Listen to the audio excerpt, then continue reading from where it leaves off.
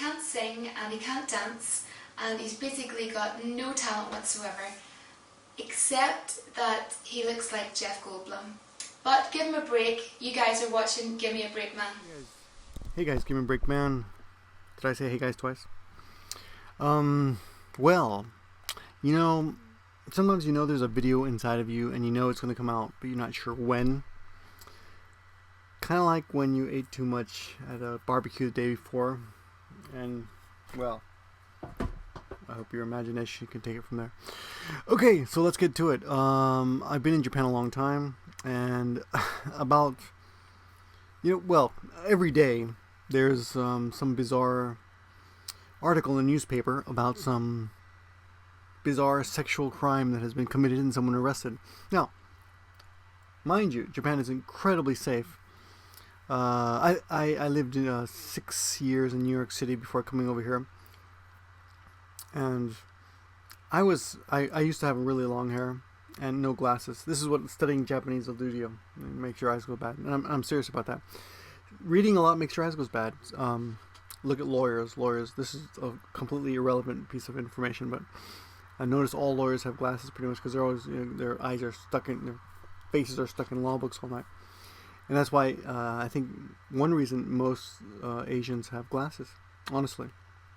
It's a theory, not a science, I just pulled that out of my butt, where I pull out most of the information I give you in these videos. It's a rather large crevice, and I'm pretty sure Osama bin Laden is hiding in there. But anyway, let's get to it. I completely don't remember what I was going to say. Hold on. Yes. No. I don't know what I was going to say. What was I going to say? Hold on. Let's fast forward through all this. Glasses, kanji. Oh, yes. I used to have really long hair and look dangerous. All right. So people would cross the street to avoid me in New York City, which was good because, I was kind of, half the time I was scared of people because half the people because I was a student. I lived in a really poor neighborhood. The building next to me sold heroin 24 hours a day. And no, I was not one of the customers. But anyway, so in New York City, I was always wary and ready, to jump away or looking for a weapon, or I made mental notes of where police stations were, and I drove a taxi part time as a student, so I've had more and I drove night shift. So I've had more than my share of experiences that got my heart pumping for the wrong reasons. But anyway, so in Japan that never happens. In Japan it's just great. It's so safe here. But despite that, almost every day in the newspaper you read about some bizarre story. And often it's like with policemen, and it's often like 13 or 14-year-olds. I mean, in fact, I made a list like about a month ago because I started, thinking I should just start collecting them. And I'm not going to go and look at the list now. I'll just out of the, pull it out of my memory here, not out of my butt this time. For example, policeman answers a call of a 13-year-old girl who was flashed, and he goes to her house, and then he steals all her underwear. Okay. Another policeman breaks into a female policeman's house because he wants to get to know her better. Okay. A 13-year-old pays $1,000 basically to a girl he meets online to have sex with her in a public toilet. Now, first of all, I'm thinking that his parents should tell him you shouldn't pay for sex because you shouldn't have to. Number one. And if you're going to pay for sex, are you going to do it in a toilet? In a public toilet? I don't get it. And I think, I'm pretty sure he paid for sex with someone who was shockingly underage, like 13 or something. But I might have just said 16, but I think it was 13. I think they were both 13, which is just bizarre. I think they were both 13, but he lied and he said he was like 16 or 18 or something. But anyway, this kind of bizarre shit happens all the time here. And I'll give you little stories little things that have happened over the years. So about, 15 years ago, I'm in a bookstore or actually a stationery store, I think it was. And all these teenage girls are in the corner, and I didn't know it then, but I do know it now, and I don't know if you know it, and I'll tell you because I'm assuming you don't know it because I didn't know it. But there is kind of a bizarre fetish, or fetish is the word for high school girls here in Japan. I want to say it's a little bit like, from what I understand, like the way British guys go for nurses, but I'm not sure if that's just some misinterpretation on my part, or the way in America, like college cheerleaders are sexy, she's a cheerleader, so that kind of thing, or librarians. No, I'm just kidding about the librarians thing, but that's just me basically. But anyway, in Japan, it's high school girls. They all wear like Catholic style uniforms, mini skirts, even in the wintertime. And I guess that's what, and they're all, they're sexualized, completely sexualized. So anyway, I'm in this stationery store, and this salary man, this guy in a business suit, is like crouching down, holding like so I can get I don't have a notebook here, but he's like holding a notebook that he's just picked up, and he's like crouching down, and he's looking through a book display, a rack of magazines or notebooks or something, and on the other side of that are a bunch of high school girls, and they're all in miniskirts, and he's looking right at their thighs. They're firm, luscious. Okay, sorry about that. Got carried away. That was just for fun. Okay, he's looking at their thighs. So I'm like, whoa, this guy's like, he's a perv, So I walk over there, and I walk right in front of this guy, right in front of his face, where he's peering over, and I put my crotch right in front of his face. I put my hand on my zipper and pull it down, as if I'm gonna, whip it out. Excuse me while okay. So he realizes that he's been caught in the act. The jig's up, and he leaves. So that was I think the first time I realized that, wow, there's a lot of weirdos here.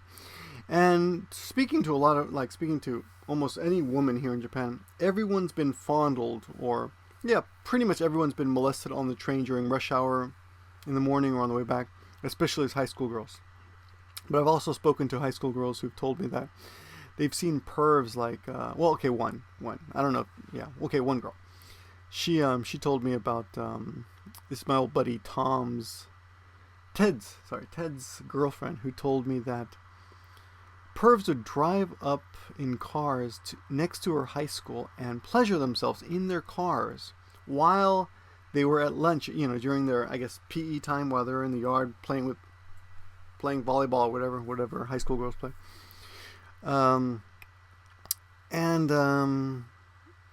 She told me her and her friends would go over to the cars and like bang on the glass and say, go, go, and like encourage them. And and let's see what else. There's something called Enjo Kosai here in Japan, which I guess is not as popular now, but it used to be a really big problem. It's still a problem. And what Enjo Kosai is when high school girls basically sell them, they prostitute themselves, for money.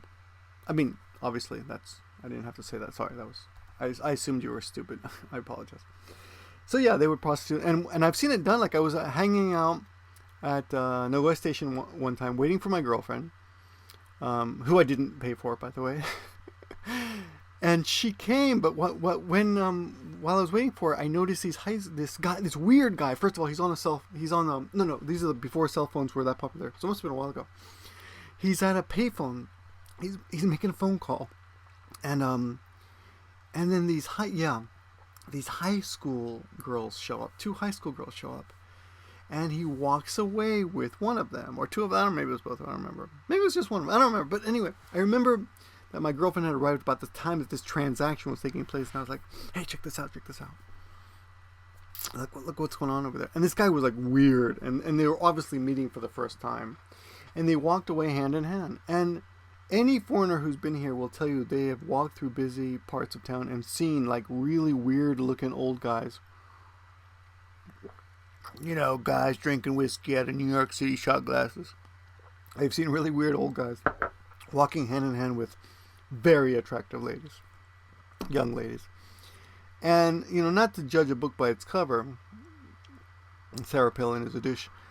Not to judge a book by its cover, but some of these girls, you can look at them, and I felt that there was a dullness in their eyes that spoke of stupidity,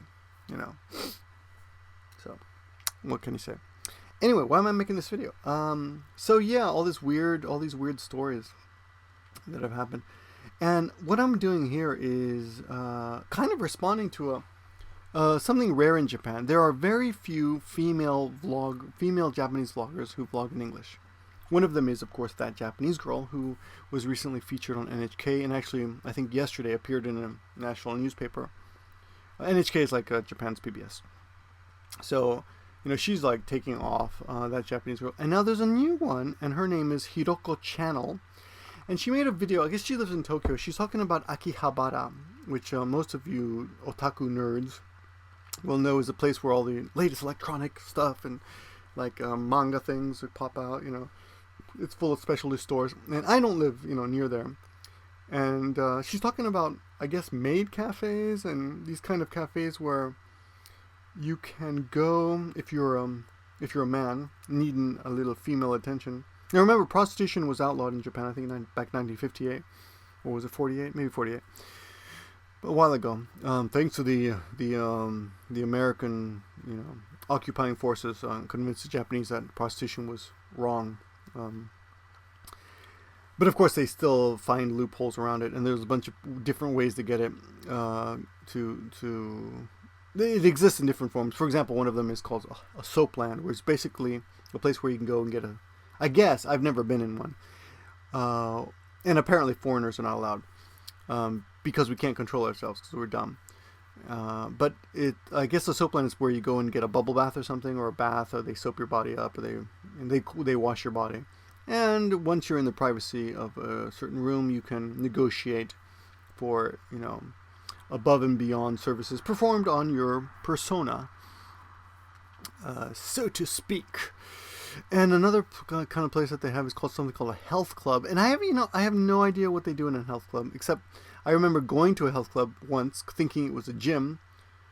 But then when I got there, I noticed all these, on the outside, they have all these pictures of these floozy looking girls, in flashy dresses. And then I realized, no, this is just a prostitute place, which would explain the name of the place, which is called Busuko or something, which means ugly girl. Which is just, honestly, I think it's a chain. It's like Busuko Health Club or something. It's like Ugly Girl Health Club. I think it's just something they say. That none of the girls were that ugly or anything. I mean, I guess they thought it was funny to call their girls ugly. I don't know.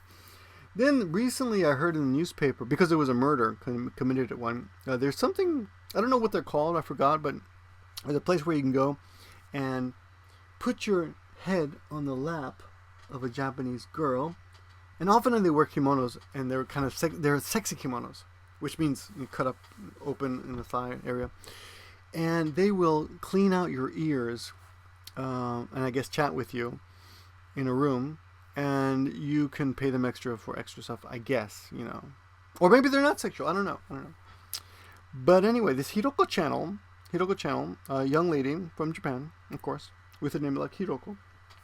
She's talking about how in Akihabara now the trend seems to be younger women, and she asks what we think about it. And something this kind of reminded me about something that why am I wearing these ear? I don't need these anymore. Something reminded me about something that happened on Ask Carrie Lee's channel about a couple months ago.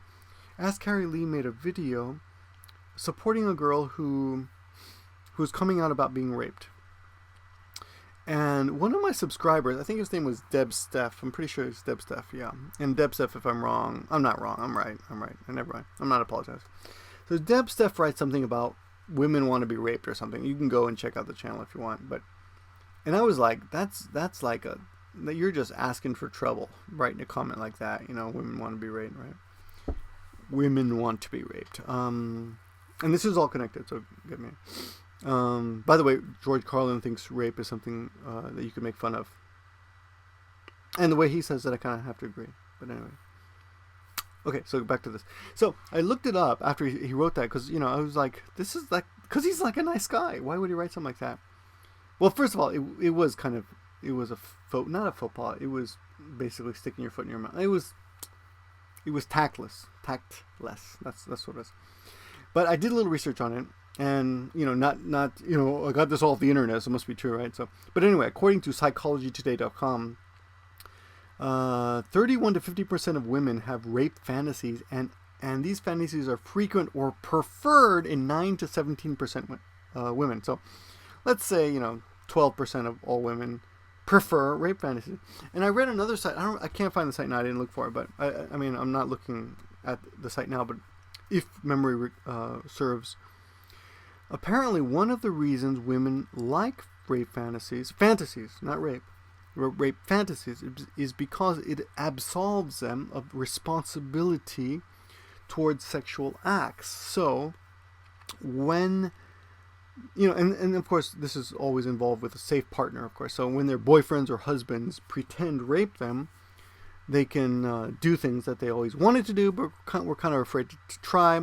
Mostly because of Jesus, because Jesus doesn't, baby Jesus cries every time you have anal sex. I've been told, So, or any of that stuff, any of those things that, anything that's not in the missionary position, baby Jesus cries. A tear falls out of baby Jesus' eye. Yes. Cheers to baby Jesus. But if you're being raped, you can say, hey, baby Jesus, I'm being raped. So I can try all that kinky stuff that I always wanted to try, but was too moral and too Christianized to try. So apparently that's one reason women like that fantasy. And Hidoko Channel and I guess another guy who I forgot his name. What's his name? Oh, another guy who I actually like, but all his videos piss me off. God, I forgot his name. Zeppelin. What's his name? I forgot his name. I'm gonna tell you his name is in a minute. Tokyo Zeppelin, I think it is. And I'm right. Yeah, Tokyo Zeppelin. So Tokyo Zeppelin talked about a little bit about this, about where is the line, and the line is easy. The line is fairly easy. The line is, if no one's getting hurt and everyone is an adult in the exchange, then I don't think there's anything wrong with it. So why am I bringing up the rape thing? Well, men apparently in Japan like to go to maid cafes, which is a cafe where girls dressed in high school uniforms serve you, and they call you master. Oh, master, what can I do for you? And is it wrong? Yeah. Well, as long as they're not being forced to do it, and they're doing it out of their own free will, and they don't owe anybody money, they're just doing it because they want to make a buck, not out of poverty, that's, I think, fine. But the problem is that is rarely the case. That slavery or sexual slavery in Japan is rampant. And this country, actually, I think even the United States back, I don't know how many years ago, and this is another video. I need another video for this, but I think I know Japan was scolded by America, like, okay, hypocritical, yeah, probably, but yeah, for supporting the selling of human beings, basically, for sexual reasons. I'm sure there's no real law for that, but there is some classification under the UN or the United. Like I said, this is for another video, but Japan has been criticized in the past internationally for supporting or not doing enough to combat this problem. So. Yeah, it exists, and there's an incredibly large sex industry here. I'm kind of embarrassed that I've never been to a maid cafe, just because I've been here so long. You'd think I've been here, done that kind of thing, but there's a bunch of things I haven't done, and a lot of them are sexual. Which I don't really feel any reason to. I guess I shouldn't. That's ridiculous to feel bad about it, but I just feel like since I'm someone that many people come to in regards to Japan. Yeah, that's one thing I don't. I just remembered one subscriber asked me. some questions about whether he'd be able to have to pay for sex in Japan because he was black, and I said I have no idea. You'll have to ask someone else about that. But anyway, so Hiroko Channel's question is, how do we feel about this? And like I said, that's basically it. It's fine if no one gets hurt, but the fact of the matter is, if you frequent any of these establishments that deal in a monetary exchange for sexual services, then if it's basically impossible for you to avoid not supporting the use of another human being. It's a disgraceful industry. There's no way you can get around it. Eventually, you're going to have to screw someone over to get your rocks off. So, I would say, yeah. My answer is yeah. In a perfect world, it would be all right, but it's never all right because there's so many people who just make a buck off the less fortunate people. So that's it. That's my answer.